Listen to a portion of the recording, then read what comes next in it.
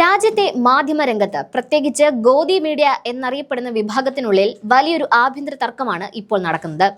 ഒരു കാലത്ത് പ്രധാനമന്ത്രി നരേന്ദ്രമോദിയുടെ വിശ്വസ്തനും ബ്ലൂ ഐഡ് ബോയ് എന്നും അറിയപ്പെട്ടിരുന്ന മാധ്യമ പ്രവർത്തകൻ അർണബ് ഗോസ്വാമി ഇപ്പോൾ മോദിയുടെ പുതിയ ഇഷ്ടക്കാർക്കും അദ്ദേഹത്തിന്റെ ഭരണപക്ഷത്തിനുമെതിരെ കച്ചമുറുക്കിയിരിക്കുകയാണ്. അർണബ് ഗോസ്വാമിയെ പ്രകോപിപ്പിച്ച സംഭവ വികാസങ്ങൾ എന്തൊക്കെയാണെന്നും അതിനോടുള്ള പ്രതിപക്ഷത്തിന്റെ പ്രതികരണം എന്താണെന്നും വിശദമായി നോക്കാം. പ്രധാനമന്ത്രിയെയും കേന്ദ്ര സർക്കാരിനെയും വിമർശിക്കാനായി അർണബ് ഗോസ്വാമി നിലവിൽ പ്രധാനമായും ഉപയോഗിക്കുന്നത് ഇൻഡിഗോ എയർലൈൻസുമായി ബന്ധപ്പെട്ട യാത്രാ ദുരിതങ്ങളുടെ വിഷയമാണ്.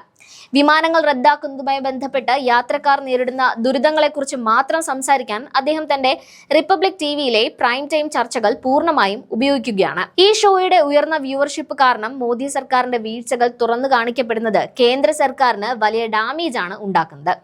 ഈ വിഷയത്തിൽ ഏവിയേഷൻ മന്ത്രിയായ രാംമോഹൻ നായിഡുവിനെ പേരെടുത്ത് പറഞ്ഞാണ് അർണബ് നിരന്തരം ആക്രമിക്കുന്നത്.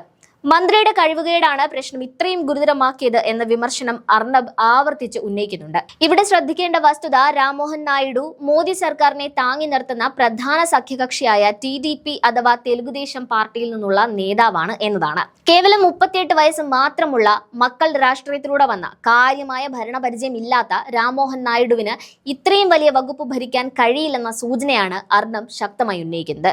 രാജ്യത്തെ ജനാധിപത്യത്തിൽ മക്കൾ രാഷ്ട്രീയം എങ്ങനെ കടന്നു വരുന്നു എന്നതിന്റെ ഉദാഹരണമായാണ് രാംമോഹൻ നായിഡുവിന്റെ സ്ഥാനലബ്ധിയെയും അദ്ദേഹം ചൂണ്ടിക്കാട്ടുന്നത്. അർണബിന്റെ ചാനലിൽ നടന്ന ഒരു ചർച്ചയിൽ രാംമോഹൻ നായിഡുവിന്റെ മിനിസ്ട്രിയെ ശക്തമായി വിമർശിച്ചപ്പോൾ TDP പ്രതിനിധിയായ ദീപക് റെഡ്ഡി അതിനെ പ്രതിരോധിക്കാൻ ശ്രമിച്ചു. വിമാനങ്ങൾ റദ്ദാക്കിയതുമായി ബന്ധപ്പെട്ട ക്രൈസിസ് കൈകാര്യം ചെയ്യുന്നതിൽ മന്ത്രി പരാജയപ്പെട്ടുവെന്ന വിമർശനത്തിന് മറുപടിയായി ദീപക് റെഡ്ഡി പറഞ്ഞത്, ഞങ്ങളുടെ നേതാവ് നരലോകേഷ് സംഗതിയെല്ലാം നിരീക്ഷിച്ചു വരികയാണ്, ഉടൻ നടപടി ഉണ്ടാകും എന്നായിരുന്നു. ഇതാണ് ചർച്ചയുടെ ഗതി മാറ്റിയത്. TDP നേതാവും ആന്ധ്രാപ്രദേശിലെ മന്ത്രിയുമായ നരലോകേഷ് ചന്ദ്രബാബു നായിഡുവിന്റെ മകനാണ്. ഒരു സംസ്ഥാന മന്ത്രിക്ക് കേന്ദ്ര വിഷയമായ വ്യോമയാന മന്ത്രാലയത്തെക്കുറിച്ച് സംസാരിക്കാൻ എന്ത് അധികാരമെന്ന് അർണബ് തിരിച്ചു ചോദിച്ചു. ഈ വകുപ്പ് ഭരിക്കുന്നത് രാംമോഹൻ നായിഡു ആണോ അതോ നരലോകേഷ് ആണോ എന്നും കഴിവില്ലാത്ത മന്ത്രിയാണെങ്കിൽ അദ്ദേഹത്തിന്റെ പാർട്ടി നേതാവ് തന്നെ ഭരിക്കേണ്ടി വരുന്നത് എന്തിനാണെന്നും അർണബ് ശക്തമായി വാദിച്ചു. വ്യോമയാനം ഒരു സെൻട്രൽ സബ്ജക്ട് ആണെന്നും അത് ആന്ധ്രാപ്രദേശിൽ ഇരുന്നല്ല ഭരിക്കേണ്ടതെന്നും അദ്ദേഹം തറപ്പിച്ചു പറഞ്ഞു. ഈ സംഭവത്തിന് പിന്നാലെ TDPയുടെ അനുഭാവം പുലർത്തുന്ന ആന്ധ്രാജ്യോതി എന്ന ചാനലിൽ ദീപക് റെഡ്ഡി ഒരു പ്രഖ്യാപനം നടത്തി. തങ്ങളുടെ നേതാവായ നരലോകേഷിനെ കുറിച്ച് ബഹുമാനമില്ലാതെ സംസാരിച്ച അർണബ് ഗോസ്വാമിയുടെ ചാനൽ TDP ബഹിഷ്കരിച്ചിരിക്കുന്നു എന്നതായിരുന്നു ആ പ്രഖ്യാപനം. നരലോകേഷിനോട് ചോദ്യം ചോദിക്കാൻ അർണബിന് അധികാരം കൊടുത്തത് ആരാണെന്നും ഈ TDP നേതാവ് ചോദിക്കുകയുണ്ടായി. ഈ ബഹിഷ്കരണ ആഹ്വാനം കേട്ടതോടെ അർണബ് ഗോസ്വാമി കൂടുതൽ പ്രകോപിതനായി. ഞങ്ങളെ ബഹിഷ്കരിക്കാമെന്ന് മന്ത്രി സ്വപ്നം കാണേണ്ട എന്ന് അദ്ദേഹം തന്റെ പ്രൈം ടൈം ഇൻട്രോയിൽ ആക്രോശിച്ചു. എന്നാൽ അർണബിന്റെ ഈ പ്രതിഷേധ നീക്കങ്ങൾ പത്രധർമ്മം മൂലമുള്ളതല്ല, മറിച്ച് പ്രധാനമന്ത്രി നരേന്ദ്രമോദിയുമായുള്ള അകൽച്ച കാരണമാണെന്നാണ് രാഷ്ട്രീയ നിരീക്ഷകർ വിലയിരുത്തുന്നത്. എന്റെ മുതലാളി എന്നെ വേണ്ടത്ര പരിഗണിക്കുന്നില്ല എന്ന പരിഭവമാണ് ഇതിനെല്ലാം പിന്നിൽ. ഒരു കാലത്ത് മോദിയുടെ കവറേജുകളും പ്രമുഖരുമായുള്ള അഭിമുഖങ്ങളും അർണബിന് മാത്രമായിരുന്നു ലഭിച്ചിരുന്നത്.